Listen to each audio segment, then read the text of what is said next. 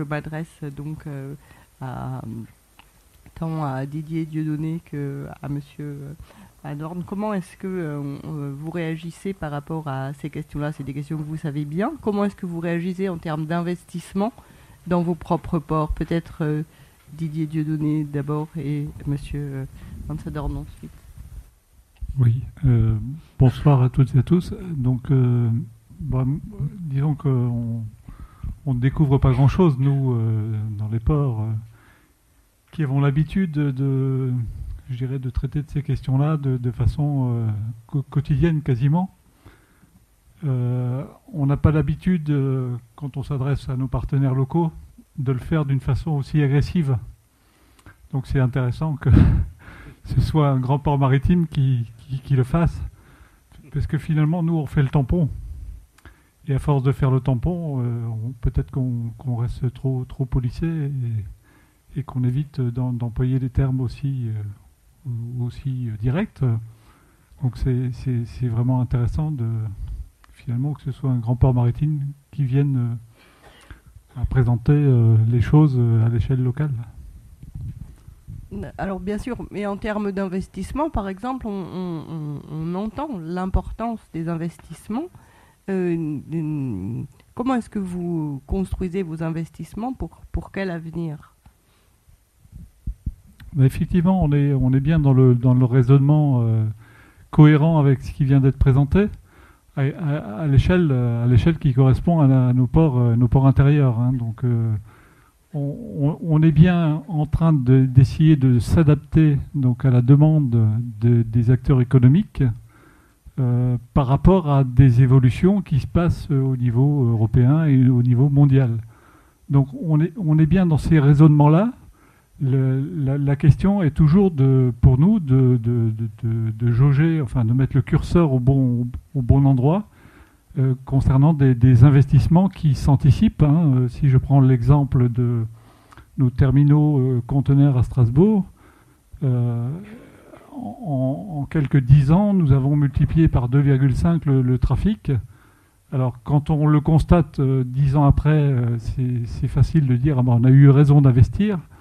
Quand on se replace, on réfléchit à finalement ce qu'étaient nos informations 10 ans avant, on se dit on a pris un grand risque. On a bien fait de le prendre parce que c'était le bon moment, mais on se dit que finalement c'est pas évident on le voit bien à travers les innovations qui ont été présentées, d'essayer de se projeter dans un monde qui va de plus en plus vite, quoi. Donc la question est véritablement donc une réflexion sur ce dont auront besoin les acteurs économiques du territoire, ceux qu'on veut faire venir aussi d'ici 7-8 ans, parce que c'est le temps qu'il faut aussi pour développer un projet important qui consomme de l'espace, qui demande des investissements importants. Je rappelle que sur Strasbourg, le terminal nord, c'est un investissement d'à peu près 30 millions d'euros sur une dizaine d'années. Donc ça se fait pas comme ça du jour au lendemain, ça ne se réalise pas du jour au lendemain. Donc ça demande véritablement une anticipation qui est pas toujours évidente. Ça demande quelquefois des transformations de quartiers, parce qu'en Strasbourg, comme à Bâle d'ailleurs, on parle de transformation de quartier quand on parle d'aménagement portuaire. Ça a des impacts sur la ville directement. Donc c'est quelque chose qu'il faut mener dans des temps finalement assez courts et pour des enjeux qui sont extrêmement importants pour le développement économique. Là, on parle du quartier du port du Rhin, on parle donc des relations avec le port de Kehl, on parle... Donc, dans les transformations en question, on parle des investissements qui sont aussi plus au nord. De quoi est-ce qu'on parle exactement? Au-delà des seuls investissements sur le port conteneur. La question pour un port intérieur comme Strasbourg, c'est encore une fois de se demander ce dont auront besoin les acteurs économiques, le développement économique du territoire dans les années futures. Donc on parle véritablement de toute la structure, l'organisation portuaire, qui, encore une fois, est très en lien avec l'organisation urbaine dont on ne peut pas se désolidariser. Quelque part, l'évolution du port, c'est aussi l'évolution de la ville. L'accessibilité au port, puisqu'on parle beaucoup d'accessibilité multimodale, l'accessibilité pour les transports massifiés, c'est la barge, c'est le rail. Donc c'est véritablement là-dessus que l'on veut développer les transports massifiés. Mais pour faire du report modal, par exemple, il faut une accessibilité routière locale, parce qu'il ne sert à rien d'avoir des super outils portuaires si, à partir du territoire, on ne peut pas y accéder dans de bonnes conditions. Et là encore, ça joue sur le fonctionnement de la ville, du territoire, et raison de plus pour, là encore, anticiper et optimiser peut-être ce qui peut l'être. Et c'est un peu tout le sens de la coopération entre ports du Rhin supérieur, c'est d'essayer aussi, entre ports, d'imaginer un développement qui soit mutualisé, qui ne multiplie pas les aménagements dans les différents ports, mais qui tire parti des atouts de chaque port pour offrir plus facilement, à moindre coût, des équipements qui seront nécessaires dans les 10, 15, 20 ans qui viennent. Plus de fleuves, c'est plus de multimodalité, plus d'intermodalité, plus de routes, plus de rails, forcément. Monsieur Hans-Peter Adorn, donc, sur le port de Bâle, il y a d'énormes transformations.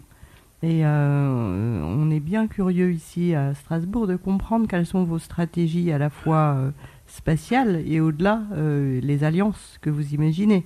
Pour quel positionnement, donc, du port de Suisse, comme vous l'appelez.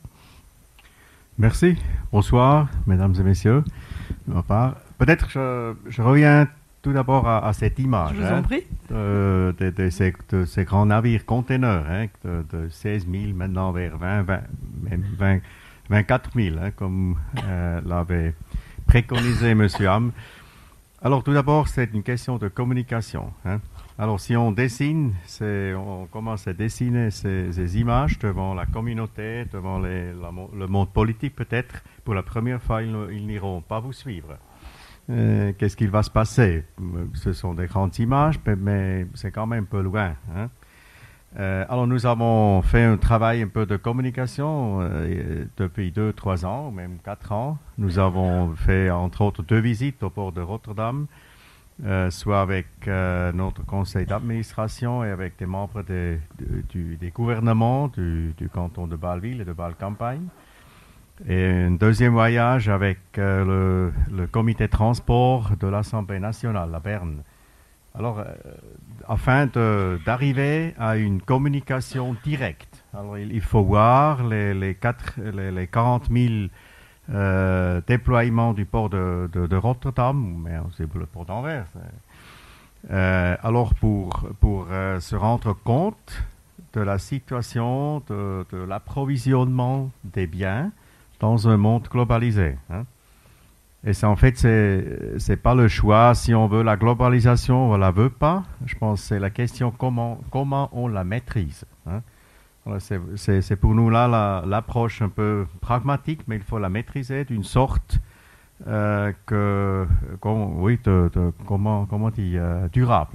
Mais qu'est-ce que ça veut dire la maîtriser durable. À partir du moment où de réfléchir. On commence une période de réflexion. Alors comment on va affronter ce développement qui va se suivre tout au long du corridor rhénan qui reste et qui restera le plus important corridor de trafic marchandises en Europe. Alors comment pour saisir? des raisons de densité de population, donc de consommation et d'industrie présente. Oui, bien sûr, parce que c'est toujours la fameuse banane, le noyau un peu du potentiel économique du continent, et ça restera. Alors comment affronter? Alors ça veut dire c'est la deuxième la réflexion, et c'est clair qu'il faut une stratégie multimodale. Pour être sûr, la Watteau a le plus grand potentiel avec le moindre coût d'investissement. Si on regarde les investissements nécessaires sur côté rail, c'est nécessaire, bien entendu, mais ça va arriver à une fois où le kilomètre payé sera trop cher. Alors il faut faire une balance. Hein.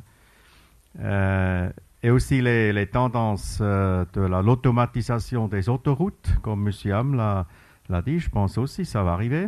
Peut-être que ça va plus vite qu'on l'imagine, parce que si vous regardez les voitures privées avec les systèmes d'informatisation, d'assistance, c'est une vitesse énorme, comment ça évolue. Mais je reviendrai, il faut une stratégie multimodale. Et ça veut dire pour les ports intérieurs qui disposent des potentiels d'interconnexion des modes de transport. Alors c'est très important de développer ces lieux qui ont les potentialités vraiment de multimodalité. Hein. Alors si on investit pour disons pour la desserte locale, purement locale, mais sur la desserte interrégionale ou européenne, il faut des plateformes vraiment qui ont la capacité de concentrer, d'échanger de grands flux de transport avec toutes les modalités. Et c'est pareil à Bâle comme à Strasbourg. Il y a beaucoup d'expectations d'utilisation d'une zone urbaine, bien évidemment. Il y a 60 ans, le port était seul. Alors on pouvait regarder tout loin. Il y avait pas de zone d'urbanisation. Maintenant, depuis 30-40 ans, ça a changé complètement. Alors, ça veut dire des solutions, on les trouvera pas si on reste, chacun reste à sa place. Alors, il faut bouger. Et donc, vous bougez. Bien sûr. Alors, on essaye. Non, par suite de toutes ces communications, alors aussi le monde politique de la ville et du camp de campagne s'est rendu compte qu'il faut entrer dans un discours à la même hauteur, hein, pour les besoins logistiques durables et d'autre part pour le développement urbain. Et alors on a depuis 2 ans ou 3 ans on a un accord vraiment au niveau politique que d'abord il faut trouver une solution pour le développement de la plateforme logistique multimodale. Et heureusement, dans cette zone frontière entre l'Allemagne et la Suisse, on a trouvé encore un terrain qui remplit ces ambitions. Quelle surface? Oui, à la frontière d'Allemagne à Weil, de Weil à Bâle. Hein. Il y a un terrain qui est vraiment préconisé, qui est tout à côté de l'autoroute, au côté du chemin de fer et à côté de l'eau d'eau. Et qui est très grand? Oui, c'est 120 000 mètres carrés. Et ça répond à des trains pour le chemin de fer, à des longueurs de train de 700-500 mètres, c'est la norme européenne. Ça répond à l'accès direct à l'autoroute nord-sud pour les 2 pays. Et ça répond à l'accès direct des convois par exemple, de M. Erat, de l'entreprise Tanser. Et c'est ça qu'il faut faire. Il faut jumeler les grands axes. Alors, c'est comme en transport voyageur. Hein. Vous avez les grandes gares, alors le système TGV, puis vous avez le système RER, et finalement, vous avez le bus. Pour le principe. Et aussi dans la logistique, il faut encore développer un peu système plus hiérarchisé, plus concentré et plus apte à échanger les flux de transport des modes. Et là, nous avons encore un challenge et puis aussi les outils informatisés vont nous soutenir et parce qu'aussi on parle toujours de l'infrastructure physique qui est la base, hein, comme j'ai expliqué. Mais il faut aller un pas plus en avant, je pense. Il faut plus prendre et utiliser le niveau informatique. Hein. Alors l'infrastructure de l'informatique, en sens que nous allons développer en commun tous les ports du Rhin supérieur, un échange commence avec le secteur containerisé, de relier tous les terminaux conteneurs et les bateliers, tous les acteurs dans le secteur, d'avoir un système informatique en permanent, alors de mieux gérer les capacités, les points forts, de gérer les douanes, etc. Alors, enfin, d'avoir toute une chaîne informatique des terminaux ici dans la région jusqu'aux terminaux des ports maritimes. Donc vous êtes en train de déplacer le port sur un endroit, ou de l'étendre ou de le déplacer sur un endroit nouveau, extrêmement bien placé pour qu'il joue son rôle de plateforme multimodale internationale. Oui, exact. C'est d'abord, maintenant cet accord politique. Oui. Ça consiste à déplacer, à construire la nouvelle plateforme container multimodale. Mhm. Et après, quand c'est chose faite, on libère au co-terrain un terrain pour le développement urbain. C'est ça, oui. Et le développement urbain qui est compris dans les projets de l'IBA, ou pas? Oui, tout à fait. C'est un projet Dreiland, hein, ça s'appelle. Alors, pour tous c'est la ville de Weil am Rhein, côté Allemagne, et puis la ville de Huningue, côté français, qui sont impliqués dans ce projet. Oui. Avec la construction de l'île, ça fait partie du projet Dreiland? Oui, tout à fait. Oui. Et en fait, elle est extrêmement dense, de façon à ce que la vente permette que le coût de la reprise des friches, de l'urbanisation des friches, ne coûte pas au port. Comment est-ce que c'est pensé en termes de modèle économique C'est clair que l'urbanisation, ça sera la partie des autorités publiques, bien évidemment. Alors, notre part du port, c'est le développement de la chaîne et plateforme logistique. Il y a là une séparation claire des fonctions. Et je pense, ce qui est très important, c'est la possibilité un peu de structurer sur le plan de temps, hein, ces étapes. Parce que dans la politique, vous avez toujours des expectations avec les 4 ou 5 ans d'être élu. Alors les cycles des élus, alors de voir une réalisation dans 5 ans, ce qui n'est pas réalisable dans un projet de génération. Voilà. C'est un peu le challenge. Hein. Oui, voilà. Donc on voit que c'est un projet multifacette, puisque à la fois l'IBA, à la fois le projet portuaire, et puis dans l'alliance avec les autres ports du Rhin, qu'est-ce que vous cherchez, qu'est-ce que vous imaginez, qu'est-ce que vous gagnez à cette alliance? Je pense que nous commençons pas par pas, hein, Monsieur Dieudonné. On commence maintenant par un système d'information d'échange dans le secteur container avec tous les partenaires. C'est la communauté Rheinport avec Bâle, Mulhouse, Port de Rhin et puis le port de Weil am Rhein. On commence par une application pilote cette année et puis on va continuer au fur et à mesure, pas, vers le nord, hein, alors vers Strasbourg, Kiel et puis Mannheim, Ludwigshafen, pour tout le Rhin supérieur, de créer vraiment une plateforme informatique dans le secteur de la voie fluviale portuaire. Et une plateforme informatique, à quoi est-ce que ça sert? Ça sert à mutualiser l'information ou à gérer en temps réel, ou à qu'est-ce que vous attendez? Oui, les deux. Les deux. Oui. Mais peut-être, Monsieur Tonneté, on sait plus de détails. Mais peut-être, si tu veux bien rajouter un mot alors, et puis... Oui, donc il s'agit donc du premier projet concret après deux premières années de coopération qui ont surtout porté sur des études et aussi à mieux se connaître, apprendre à travailler ensemble. Parce que je rappelle que les 9 ports du Rhin supérieur se sont vécus pendant des décennies comme des ports concurrents qui n'avaient pas grand-chose à faire ensemble, sinon s'épier dans leur projet.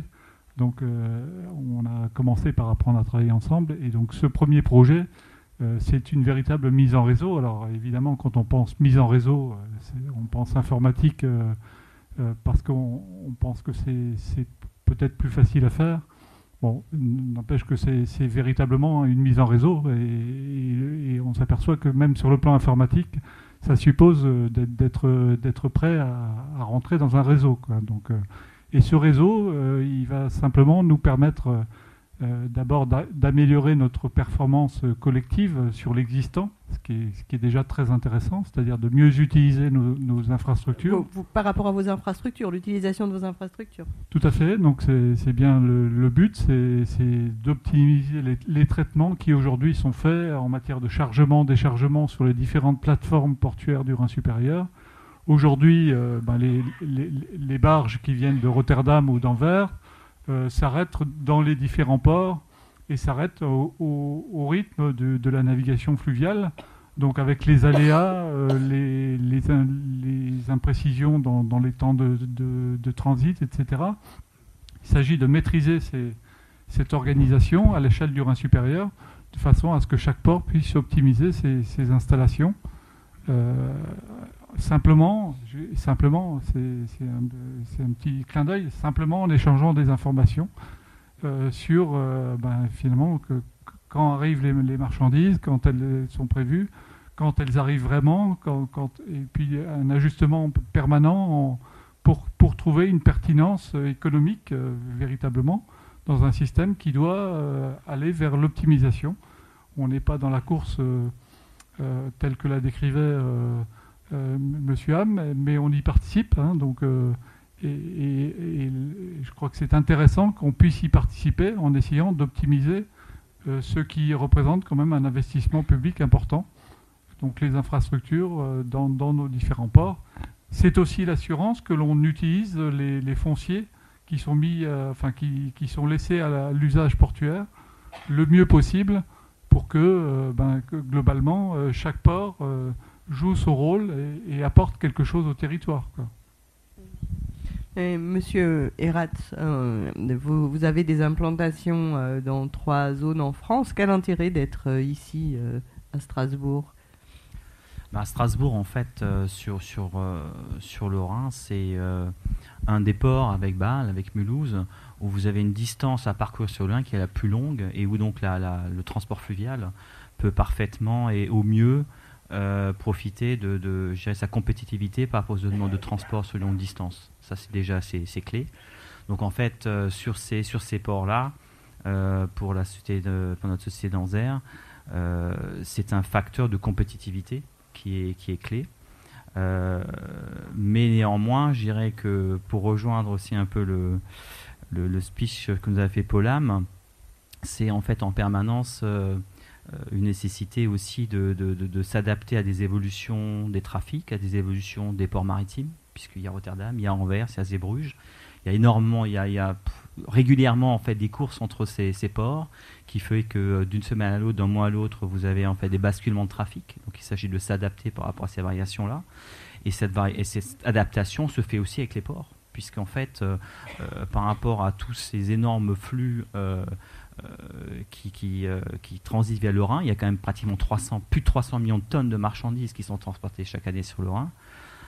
Vous avez en fait un combat permanent pour fluidifier ces trafics et ça doit se faire de plus en plus entre différents opérateurs, que ce soit les opérateurs fluviaux, ferroviaires, les ports, l'ensemble de ces acteurs et se voit en fait de plus en plus contraints, entre guillemets, pas contraints, mais en tout cas même positivement contraints, je dirais, de coopérer pour aller vers une fluidification plus importante des flux. Ça c'est très clair. Qu'est-ce que c'est la différence et la ressemblance de votre métier par rapport à ce qu'a expliqué Paul Ham? En fait, en tant qu'opérateur fluvial, on va être dans la continuité du port maritime, hein. Les grands navires de mer qui vont, comme l'expliquait Paul Ham, arriver avec toutes les marchandises qu'on consomme ici en Europe de l'Ouest, vont stopper à Rotterdam, vont stopper à Anvers. Et nous, en fait, sur nos bateaux fluviaux, on va devoir faire la jonction avec ces navires de mer pour apporter au plus vite, au mieux, dans des transit times respectés, la marchandise à destination, que ce soit à Strasbourg, en Suisse et ailleurs. Donc là, en fait, on est complètement interconnecté en fait avec cette problématique portuaire maritime, parce que je dirais tout mouvement, tout changement dans la chaîne, que ce soit dans les ports de mer, que ce soit dans le port de Strasbourg-Bâle, va impacter en fait la fluidité, encore une fois, et la circulation du bateau sur le Rhin. Et alors pourquoi une implantation à Lille? En fait, à Lille, vous avez également des réseaux fluviaux, puisque depuis Lille, vous avez le fleuve la Lys, en fait, qui va s'écouler vers le nord. Donc, vous avez une connexion directe depuis Lille vers Anvers et Rotterdam. Donc, la même problématique, la même problématique et les mêmes aussi opportunités s'offrent à nous au départ de Lille, où on peut acheminer la marchandise sur nos bateaux, aussi bien à l'importation qu'à l'exportation, entre les grands ports maritimes et la région lilloise. Et Paul Ham, avec les évolutions que vous pouvez ressentir sur cette région, est-ce que ça vous intéresserait de vous implanter dans un des ports du Rhin supérieur ? Pour être honnête, oui, on est intéressé. Nous avons des intérêts clairs et précis concernant notamment le port autonome de Strasbourg. Et M. Dieudonné d'ailleurs est au courant, bien averti de ces choses. Et pour le Rhin supérieur, je pense qu'il est important que, outre les investissements effectués au niveau des infrastructures, il faut également que des sociétés privées viennent s'implanter ici, dans cette région, dans cette zone. Et c'est pas uniquement, je dirais, un port public qui pourrait s'en charger. Ce qui est important pour développer la zone, c'est que, bien sûr, le gouvernement, les autorités publiques facilitent les implantations, mais en fin de compte, c'est les sociétés privées qui doivent s'implanter ici et qui doivent investir dans le développement du port, pas seulement pour le terminal de conteneurs, mais également les entrepôts et autres, sociétés privées qui doivent le faire. Alors, si on veut, par exemple, éviter la réduction, par exemple, de la pollution sonore, par exemple, parce qu'il faudra travailler 24 heures sur 24, 7 jours sur 7. Donc, il faut une bonne infrastructure. Et donc, encore une fois, il est très important, capital, même que les sociétés privées viennent s'implanter ici. Et une question en tête, qui investit chez vous ? C'est-à-dire, est-ce que dans les Pays-Bas, en France et en Suisse, qui investit quoi dans les ports ? Commençons par vous, monsieur Hans-Peter Adorn. Voilà. Alors, nous avons un modèle assez simple, si vous voulez. Alors, toutes les questions de l'infrastructure de base, alors ce qui est fluvial, ce qui est chemin de fer et ce qui est routière, ça incombe à l'entité publique. C'est la raison pour laquelle vous les avez si bien convaincus en les mettant en prise directe avec la réalité. Par exemple, oui. Non, mais d'autre part, c'est clair que tous les investissements côté suprastructure, ça veut dire les magasins, les dépôts, les silos, les terminaux, ce sont toujours des entreprises privées qui investissent. Alors qu'on ait une répartition claire des tâches, mais qu'on ait également, c'est très important qu'on évolue le maximum de capacité d'investissement. Alors, si on prend l'autre exemple, que si l'entité publique devait investir porter tous les investissements, alors ça réduit le potentiel de développement d'une site. C'est par ça, en fait, c'est ça la raison de base qu'on a choisi cette répartition des tâches. Et dans ce point-là, alors nous sommes déjà, on remplit le vœu de M. Ham. Et de Didier Dieudonné, en France, comment ça se passe ?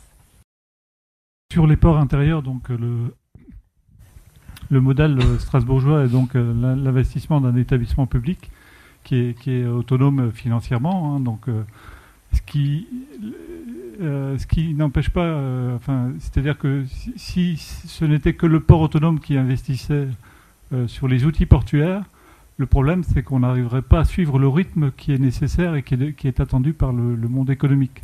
Donc les subventions publiques que nous obtenons pour les outils portuaires, les gros outils portuaires, sont plus un accélérateur d'investissement qu'une véritable condition pour investir.